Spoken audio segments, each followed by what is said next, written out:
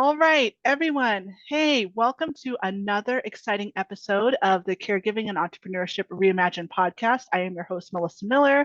And today I am so excited for today's guest because she is not only a pharmacist coach and a business coach and a holistic healer and an author. She's just an all around amazing human being. And I really love what she has to share because, guys, let's face it, as we're heading into 2024 and dealing with the stresses of caregiving, parenthood, being a business owner, a lot of stress, right? And it's so important that we find ways in a healthy way to deal with that stress. And it's not all just about exercise and it's not all just about diet, but there's other ways and other techniques that is important to nurture, like I talk about all the time, your mind, your body, and your soul. And so all three go together. It's very important. And I do not want you heading into this year with unnecessary stress because it manifests physically in unhealthy ways if you don't. So today, Christina, I am so excited that you agreed to be on the podcast.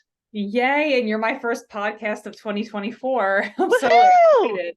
Yeah, awesome. Well, happy new year to you. So obviously a lot of people, my listeners, may not be acquainted with your work or who you are. So could you share a little bit of your story with us? Oh, absolutely. So, hi, everybody. I'm so honored to be here. And Melissa, I'm so glad that we connected in that podcast group. I always give that group a shout out because I meet so many amazing people in that group. But yeah, so a little bit about me. So I am not a practicing pharmacist anymore, but my dad was a pharmacist, my sister, my aunt, my uncle. I come from a family of pharmacists. And I knew when I was younger that I always wanted to help people. I didn't know that my career path was going to take such a drastic turn. But as I started to go through pharmacy school, I was dealing with my own health issues. So I had a rare eating disorder called night eating syndrome, which I don't even think I told you, Melissa, but I'm an open book. I want to help people through my story. So I always share that that's really where I came from. So, if you're watching the video, you're probably like, wow, this healthy person. But back when I had my eating disorder, I had a lot of anxiety. I had a lot of these perfectionist tendencies, very black and white thinking. I was very hard on myself, hard inner critic. And it manifested, like you said just now, a lot of my stress and my trauma manifested physically through this eating disorder. And so I would wake up every night and have this it almost felt like my body would take over and I would start binging on all of these really unhealthy foods, and then during the day I would eat very healthy. So it was this very black and white way of eating, and body dysmorphia, all of that. And so as I was graduating pharmacy school, I started to kind of be more interested in a holistic healing because I wanted to heal myself. And I believe that that's really why I do the work that I do now, is because I know what it's like to be in those self-destructive patterns and have this stress manifest physically in your life to where it feels so unworkable, where you're having constant anxiety. I was definitely going into more shutdown and numbing through food and alcohol and cigarettes. Like I was not good to my body, I'll put it that way. And so I share this because I want people to see that you can heal. There is hope in healing. And so over the last 12 years, I've done a lot of work around hypnosis, subconscious programming, energy work. And that's really what's led me to doing the work that I do today, to be honest, was my own healing and transformation. So I'm an empowerment coach, truly. And I translate that into business as well. But I help people to release patterns of self-sabotage so that you can elevate your energy and confidence. And especially in business, you need to show up and shine as your true self to magnetize those clients that are ready to work with you. So I know that you talk a lot about entrepreneurship. And so I love this blend of talking about like the caregiving side and also this entrepreneurship side. So I'm just so excited to be here with you. So that's a little bit, a little bit No, of this. that's good. Yeah. No. And I liked what you said about really holistically healing because I think the problem that some people do is they think like I can just ignore it, it'll go away. It doesn't. It'll still come back and bite you. And I love that what you said just a moment ago too about shining as your true self, both as a caregiver, I think it's very important, both my professional background as a CNA and also personally with caregiving for my dad until he passed away, and the last 4 years for my husband who has epilepsy. Um, you can lose yourself in that. You are more than the caregiving title or role. And that's why I talk a lot with my clients and my audience about um, still finding the essence of you, something for you that I makes you, love that. that lets you feel like you're alive. And I know for me with my journey, it doesn't have to be this, but I do love to read, I do love to knit, but I also love what I do, like this podcast and my work. It's given me an outlet to still serve others using some of the skill set from my former career, but in a different way. And same Right. thing as a business owner. It's like people, it's so interesting. Uh just seeing people online be so intimidated, even with just about the littlest thing about like video. And it's like people aren't going to care what you wear. They just want the essence of you, just wanting you to shine. Exactly. Like my business coach, shout out Faith Mariah. Um, I really loved her and fell in love with her, not because she was a multiple six-figure business owner yet or anything like that. What really resonated with me compared to some of the other coaches I had looked eyeballed about working with was she just showed up as her because she had something so powerful that she believed in. And who cares if she was in a messy bun in her workout clothes and she was doing it between when she was working and when she had time? I didn't care. I Right. loved that I loved it that she didn't care a flippin' about what people thought about how she looked and showed up to share her story and what she was passionate about. And I really want to encourage you guys that if that is one thing that's a roadblock for you, because mindset is really more uh, really play, or I should say, really impacts, there we go, really impacts your journey to self discovery, to being your best self as a caregiver, as a wife, as a parent, as a sister, as a business owner. You can interject anything. It really does stop you. So, what do you need to release and let go of, especially as we're in a new year, to really holistically move forward? And what do you need to do to really maybe heal yourself internally as well, too? Is it the trauma of being a caregiver where you're just traumatized from seeing your loved one go through some really horrible and life and death situations, or just horrible treatments and side effects? For me, as a mom with a small child, my daughter's about to turn 5. This started back when she was about to turn 1. And so she's known no other life. And so I think it's really important to look at that. What trauma do you really need to let go of and actually acknowledge that this happened? It's part of me, but it doesn't necessarily have to take me down. And so, Christina, I'm really curious, with all the inner work that you've done, what were some baby steps that you took in your journey to start dealing with it? Because obviously, when you're dealing with something like trauma, Yeah. health, it doesn't happen overnight. I have chronic health issues myself. I have IBS and hypothyroidism, and to heal that, it's not overnight either. How Right. can we help people start to maybe acknowledge it, to start taking those consistent baby steps towards recovery? When you asked that question, I immediately was taken back to 2012 when I'm not going to go into this story. This is another story, but I actually got kicked out of my house and I was homeless in 2012. So I was at my rock bottom when so my dad essentially wanted me to take over his pharmacy and I didn't want to. I wanted to go down this holistic path. And because of that, him and my mom and my whole family essentially thought I was betraying them by not wanting to take over this pharmacy. And so I got kicked out of my house. So I was homeless. I had to live out of my car. I got fired from my dad's pharmacy. I was about to graduate pharmacy school. And that was really my rock bottom, where I had such low self-esteem. I had the eating disorder still. I was working through all of that. And the thing that when you asked that question, I got immediately back to this. I used to have a board. I'm getting the chills as I say this. It was a little like board from Staples. And one of those little poster boards that you can like put the like thumbtacks in, right?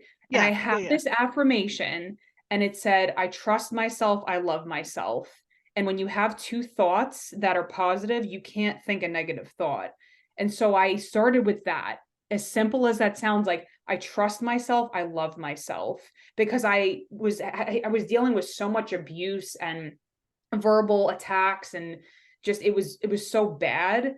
And I was at such a low point that I had to start somewhere. So if that resonates with anybody, start there. Like have somewhere in your physical environment some type of encouragement, whether it's listening to this podcast. I remember I was absorbing all of this positive. I used to listen to Hay House Radio. I don't know if you've ever heard of it, but like Louise Hay had, I think they still have it, but it was free back then.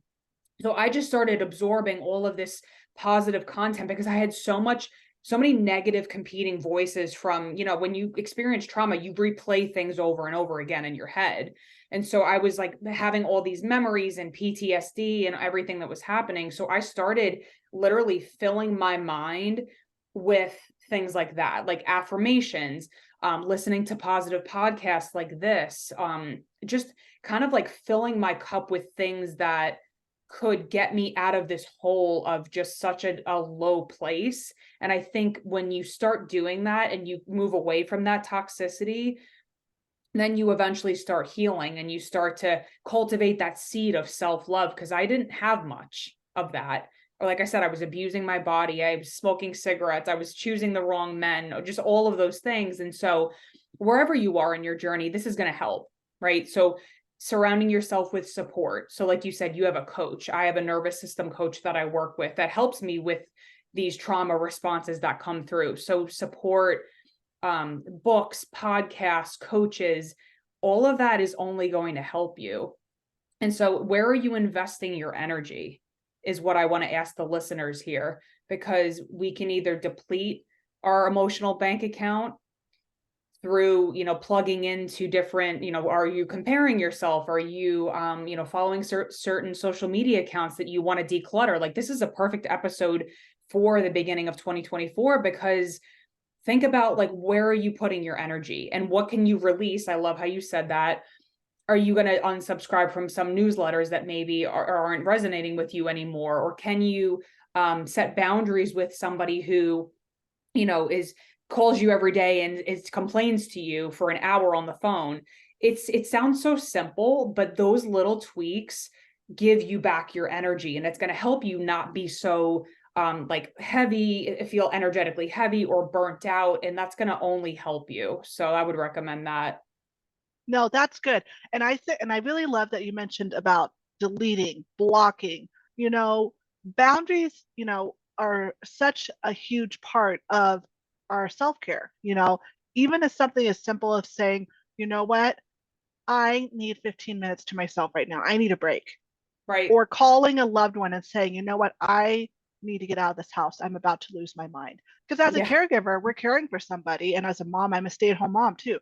So it's okay. All Give me right. all the tips. I'm 8 months pregnant. I need to give you all Yeah, the so tips. you got it, girl. I got you. I got you. So it's very important to really work on boundaries. That's the whole thing. So when you're thinking about, like, I really love what Christina said, guys, about affirmations. So maybe take it a step further. Maybe set a timer on your phone for 10 minutes, 10 minutes, and just write out positive things in your journal every day. Or put a sticky note. I have sticky notes around my office. Here you go. Put a sticky note up on beside your desk. Or I've even seen people do it where they put up one or two positive affirmations that they want to see, or Bible verses. I'm a Christian, so for me, it would probably Yep. be Bible verses. Put them up on your mirror in your Yeah. bathroom. So as you're getting ready for the day, you have something Or on your positive to phone. film. That's a good idea. Screenshots, do a screenshot and put it as your wallpaper. Where can you put in those elements of positivity? Listening to podcasts is good, reading books, but there's other elements of doing it. Okay. Right. So, and it's about just being consistent. And it doesn't have to take a lot. Remember, like we've talked about with self-care, 15-minute self-care breaks. Maybe it's 15 minutes to stop and just take a break.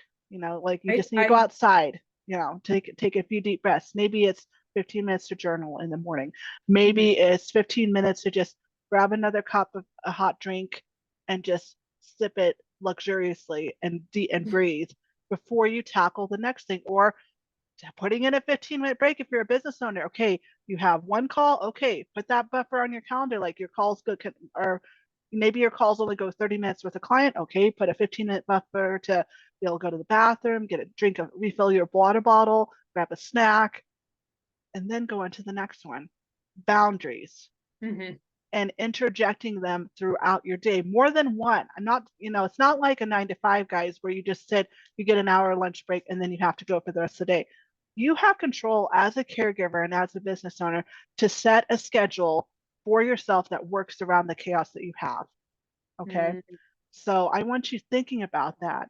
So, Christina, my next question for you is, we've you kind of touched on this already, but for just starting actionable steps. But let's say they've already started, but now they're ready to up level a little bit. So, what are 3 tips that we could give them? Like if they've gotten to the point where they're pretty consistent with like adding in some positive vibes every day, but now they're really ready to kind of go deeper. Like they're getting to the point like they're ready to really heal their trauma, their horrible situation, if you will, and they're ready to go deeper. What would you do, or what would you recommend, excuse me, and being able to take it up to the next level? Because obviously facing trauma head on is scary. And Yeah. obviously it's something that should not be done alone, but there is some elements of that journey. You do have to kind of search yourself and let it go. You can talk to a therapist, you can talk to a coach like us, either one of us, but at the end of the day, that person's still going to have to let go of it and face it head on, and that can be in itself another taking a band-aid off an open wound, if you will. Yeah, absolutely. So number one, I would say give yourself compassion, because I think that, thinking back, I always go back to kind of that beginning journey. If you have a lot of trauma, it can oftentimes create this almost, I call it the inner punisher or inner critic that is like, oh, I'm broken, I'm not good enough. There's a lot of that going on internally. And so typically we think, oh, well, I can't be compassionate to myself because then I'm going to let myself off the hook and I'm not going to do the work or whatever, when that's not actually true. So being compassionate to yourself, whether that's through self-love, again, affirmations or a meditation, um, seeking those resources out. The second thing I would say is be open and ask. So I'm a Christian too, and I always ask God for guidance. I'm like, okay, lead. I always say God is my CEO in my business, because I'm like, okay, I'm going to get out of the way. Tell me what you want me to do. Lead me to those soul clients who I can help. And it's amazing when you put that out there and you ask, I know that's in the Bible, knock and you will be shown. So ask for that guidance. Hey, God, please lead me to that coach, therapist, person who can help me heal on a deeper level. And then follow them. Step 3 would be follow that guidance, right? Because sometimes people come into our world, but then the fear comes in. It's like, oh, I can't because da da da da da, or I'm not ready, and that's not true, right?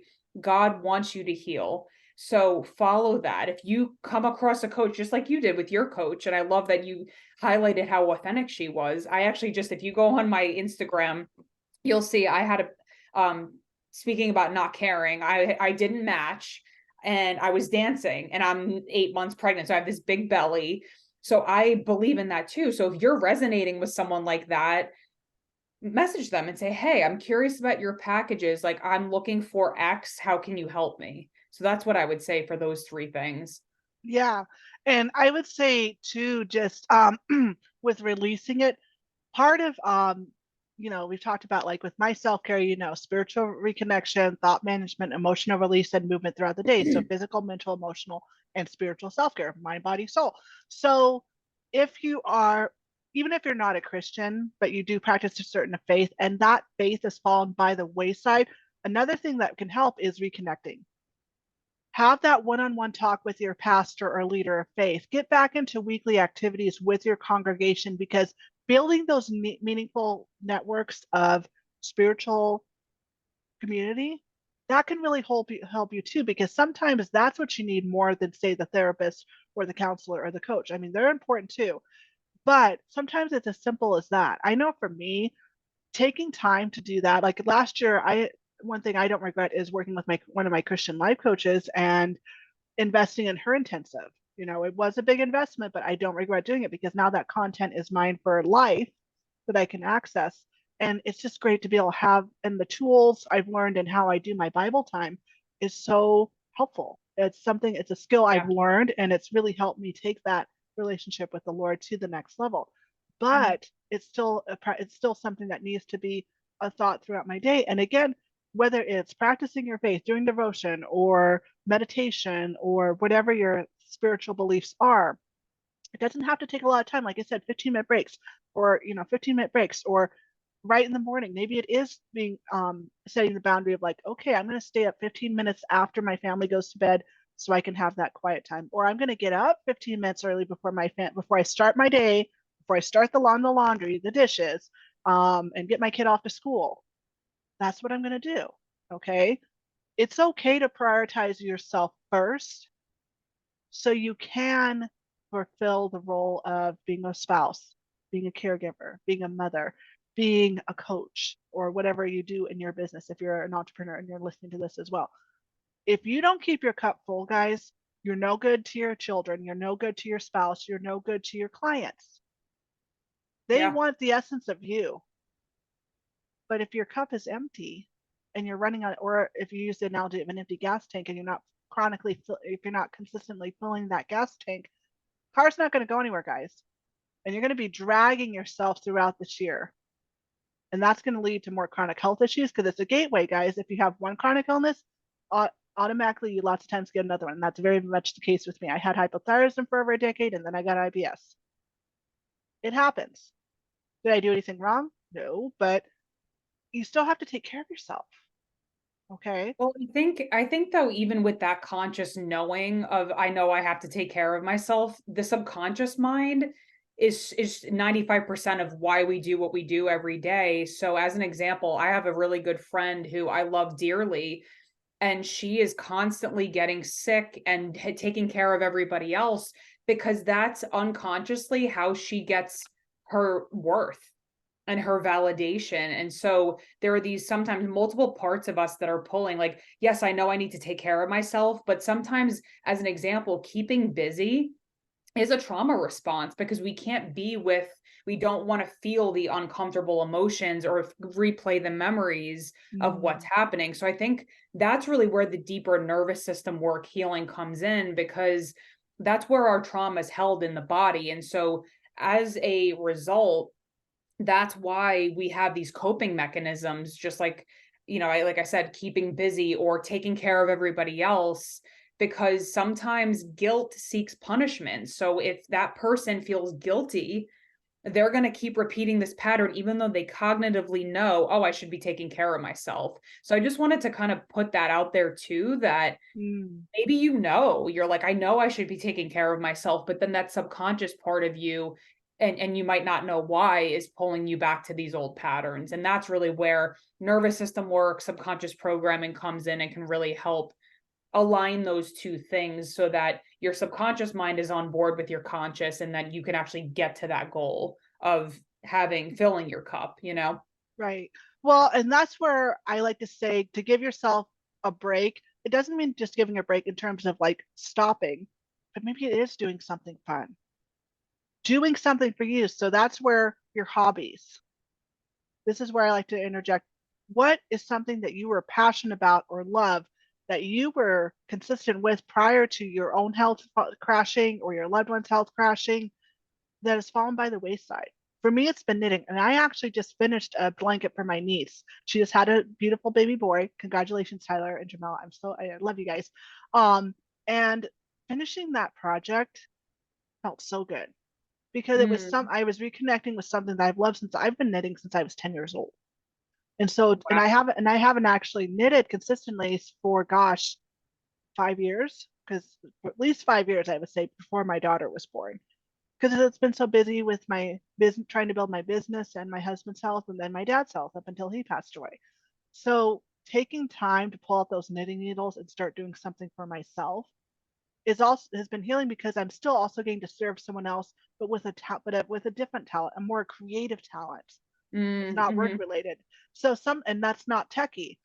I use a lot of technology for my business, with, my computer, the internet, social media, my phone, having something that's for me, that recharges me, that's creative, that's not tech related has been wonderful. So what is something that you love that you feel you need to maybe reconnect with, because that could be a way to have a mental break. And again, block out that time. If even if it's just for 30 minutes a day, it's still something. You start from something. Again, self-care does not need to take hours, but if you just energetic those little breaks throughout the day, it can do wonders. From just starting from scratch with a couple affirmations, like what Christina shared at the beginning of this episode, to really actually maybe taking it a step further and doing and getting some professional help, be it from a counselor or maybe someone that's more experienced in terms of your pastor or leader of faith or your coach or even a counselor.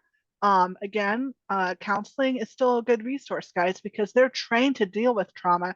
And sometimes that's kind of a better thing to go with because they have more tools and resources and can refer you to other resources that your primary doctor or your pastor, obviously, or leader of faith, or even your family and friends don't have the wherewithal to be able to refer you to. So it's okay to pursue more than one thing. I would definitely be open, like Christina said, to pursuing whatever avenue you need for the season you're in. For me, it's more leaning into my business coach.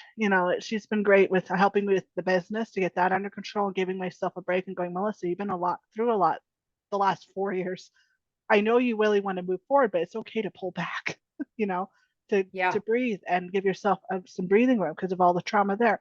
Maybe it is, like I said earlier, just really getting back into your faith and really starting to and immerse yourself in your congregation and the activities that they do every week, whether it's weekly services, Bible studies, small groups, or even just fun activities like potlucks or something.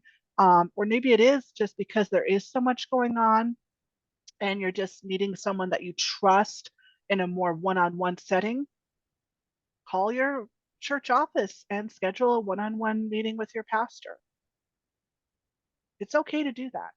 And you're not being selfish for it either. And you're not even being selfish if you're a parent, and this is for you, Christina, to call a family and friend and say, we need a date night. Can we go out? That's something my husband and I've been doing is like, since my oldest niece is a teenager now, she's over 15, she's 17 now. She's old enough to babysit and old enough to drive. So we've had her come and watch our daughter for a couple hours, a couple times a month, so we can get out of the house and have some kid free time. Nice. Yeah. So nurturing yourself and then to be able to nurture your relationships is very important. And that translates across the board with your spouse, with your children, with your clients. You got to put those boundaries for how you're going to prioritize that. So, Beautiful. yeah, Christina, this has been so good. I am just, this is such a good episode. I'm really excited that you're here and that you came. Where can we find you? I want to have you blast out for where people can find you and work with you. And then I have one more fun question for you to wrap up this episode. Yeah. Yeah. So I would love to gift your audience. I have a freebie. It's actually it's an ebook. So it's technically my sixth book because I'm so passionate about healing. And so that's what all of my books are about. But this one is called Reignite Your Light: Simple, Effective Burnout Prevention Strategies, which I thought would be really good for your audience. So I'd love to share that. It's a 60-page. It breaks everything down into, I think I have 13 different specific practices, a lot of what we talked about today. So I'd love to share that with your audience as well. And then I have, you can find me on YouTube, Facebook, LinkedIn, and as Christina Fontana, or on Instagram at The Pharmacist Coach. So I'd love to connect with anybody who is resonating with this episode. Awesome. All right. Yeah. And guys, don't worry, as always, wherever you're watching this on Spotify, Google Podcasts, Apple, or my YouTube channel or my website, all the goodies for Christina's in terms of her social handles, her email, her website, and her freebie will be in the box below. So definitely check out all those goodies. So, Christina, so my final question that I always ask my audience, or my guests, excuse me, that I always ask my guests before we end a podcast episode, and this one has been really fun, is what is something that has resonated with you either in your own journey or even in our conversation today that has just really stuck with you? Because I like to leave it kind of as an inspirational kind of last little anecdote, if you will. So you can take it either way. Yeah. So I would say my nervous system coach always says to me, it all makes sense, meaning whatever you're moving through, whatever coping mechanisms or symptoms or whatever you're having, as whether it's physical, mental, emotional, I want to acknowledge you and say it makes sense, because I think a lot of times we can like gaslight ourselves or shame ourselves and say, oh, like, why is this happening? But there's a reason why your body is reacting in this way. Just like if you, as an example, if you're craving a certain like milk or cheese, your body is deficient in whatever vitamin. I learned that in, because I'm a health coach as well. It We do things for a reason. So don't beat yourself up because of the past or whatever has happened. I think that's a big part of it, of this healing process, is to take off that shame, that it's called hard pain of judging ourselves for like, why is this happening? It all makes sense, right? So I want to offer you that compassion and that love, that you can heal. There is hope in healing, and you can heal from the inside out. And so start there. Attune with yourself and say, this makes sense. Of course, this makes sense based upon everything that's happened to me. And the point of power is right now. So now is the time to seek out these resources, go with your intuition and listen to, some of the things that Melissa was sharing about. Just kind of give yourself that space and grace. I think that's the best thing I would say. I like that, space and grace. Yes. And it ties in with what I always say at the end of every email, social media post. Give yourself grace. You're doing the best you can. You're doing the best you can. And give yourself grace on those hard days as a parent, as a caregiver, as a business. Excuse me, guys. Just give yourself grace. You're Yep. doing enough. Adding more to your plate than what you can handle is not what you need right now. You need to take care of you so you can take care of your sick loved one, so you can nurture your clients, and you keep your cup full so you can live the best version of you in this one Mm. life that God gives you. Okay? So just take that. So, anyway, guys, thank you so much for tuning into this first episode of the Caregiving and Entrepreneurship Reimagined podcast in 2024. Be sure also to, if you have not signed up yet, I still have slots open for my Power Hour, Resetting Your Mind, Body, and Soul for an Impactful 2024. That's happening live on January 24th. This is going to be a live event where we're going to do some journaling. We're going to do some mindset work. We're just going to do some releasing. And I really want you to use this time to just really kind of just focus on you. It's, this hour that we are going to have will be for you. Okay. So Mhm. definitely I love come. that. I'm so excited. This is going to be great. And it'll be a great way to kick off 2024. And also, doors will be opening the following week too to my program, to my coaching program. So definitely stay tuned for that. The link below to sign up for that is going to be below. And as always, guys, thank you so much for listening. And remember, you're doing the best you can. Nobody knows your business and your loved ones' needs better than you do. Give yourself grace on those hard caregiver or business days. And remember that you're not alone in your caregiving and entrepreneurship journey. All right, guys, I'll see you in the next one. Take care.